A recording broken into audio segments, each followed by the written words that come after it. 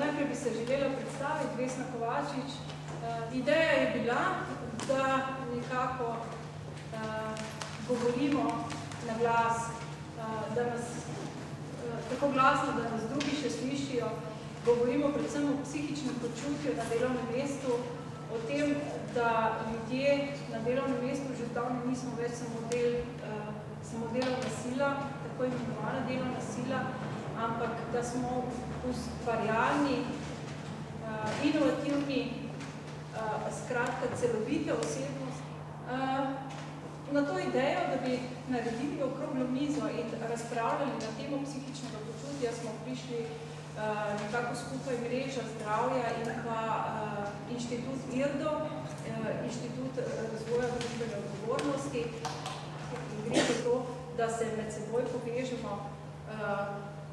povežemo zato, da bi izmenjali znanja in informacije, potem, da skupaj nastopamo kot civilni dialog, se pravi, da nastopamo za neki svojimi idejami navzven, potem javne funkcije, kar pomeni, naša vizija je, da nekoč v prihodnosti ustvarimo takšno infrastrukturo, da se del funkcij, ki so trenutno zdaj še javne in jih upravlja javna uprava, prenesemo na te nevladne organizacije oziroma mrežo nevladnih organizacij in hkrati promocija zdravega načina življenja. Kazalo se nam je, da v slovenskem časopisju tega še ne razumejo dobro in enačijo družbeno odgovornost za dobrodelnost, zelo pretežno. Resnici, če natančno pogledamo dokumente Evropske unije, gre za nekaj dosti bolj globokega. Gre za poštenost v odnosu vplivnih do sodelavcev, do poslovnih in drugih partnerjev, do širše družbe, kamor v delčku spada dobrodelnost in do naravnih pogojev za naš obstoj. Ekonomski razlog za to, če rečem kot ekonomist, vidim ga preprečevanju stroškov.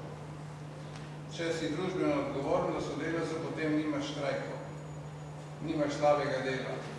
Če si družbeno odgovoren do poslovnih partnerjev, ni treba novih trgov iskati, ker se starimi lahko naprej posluje. Ni treba velikega denarja za osvajanje trgov. Kaj bi rekli k tej tezi? Dobro, emocionalno počutje je odvisno od srečnosti in zadovoljstva človeka. Ker bi samo to rekel, da družbeni bruto produkt po srečnosti ne reče ničesar. Lahko jaz začnem? Čisto iz izkušnji, pa najbrž jih imate vsi zelo podobne.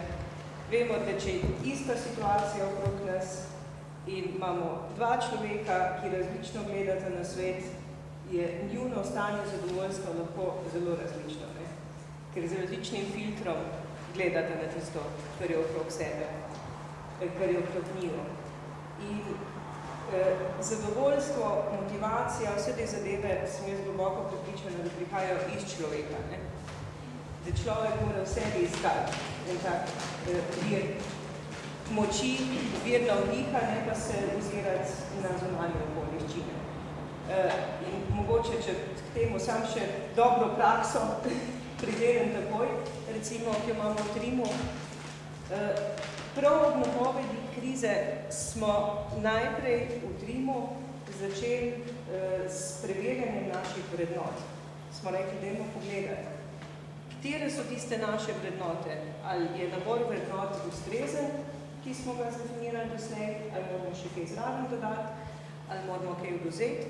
In smo recimo dodali kot zelo pomembno vrednoto zaupanje tudi, ampak razložili to zaupanje tako, da najprej se zaupanje začne pri tebi.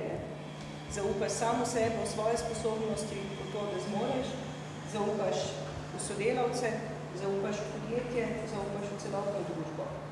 To je pa eno od vrednot, ki smo jih dodali zraven, druga pa strast. Delaš tisto, kar te res vleče, kar ti je izziv, kar te zanima, kar hočeš spremeniti. In zakaj smo to naredili? Najprej v vrednotah se pogovarjali v začetku krize.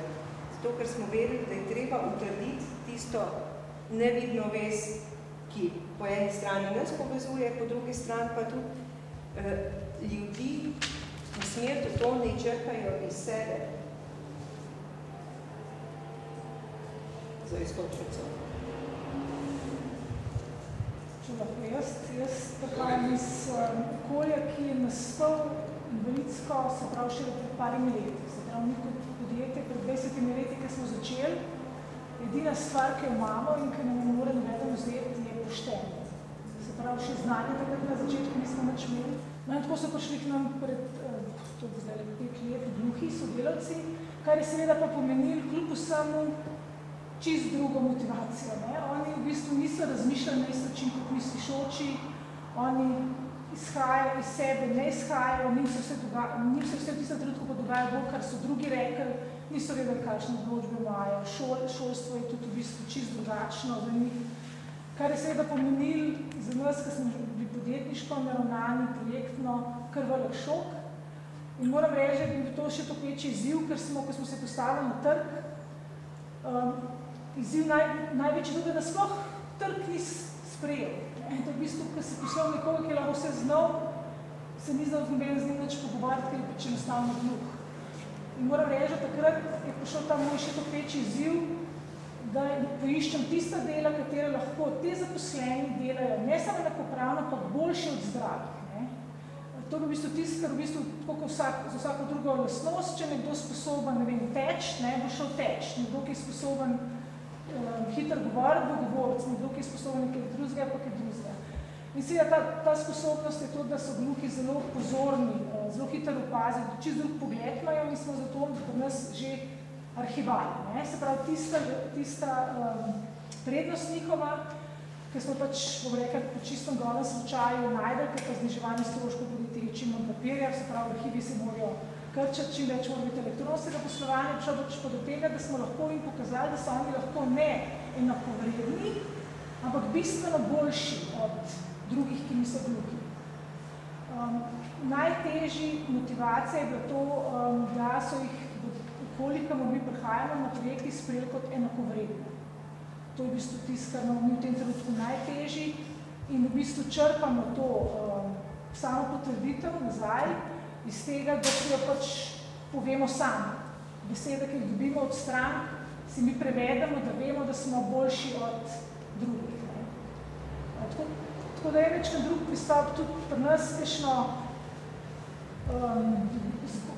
zgovorjenje, ne moramo nobenega nadušvati, ker pri nas govorna beseda čist obstranska stvar. Pri nas se v bistvu vse dela preko vzgleda, preko ponavljanja in ko enkrat osvojijo določeno stvar, jo razumejo toliko globlji kot en zdrav, lahko izobražen človek, da pol enkrat, ko to razumejo vsebinsko, se napake sploh ne dogaja.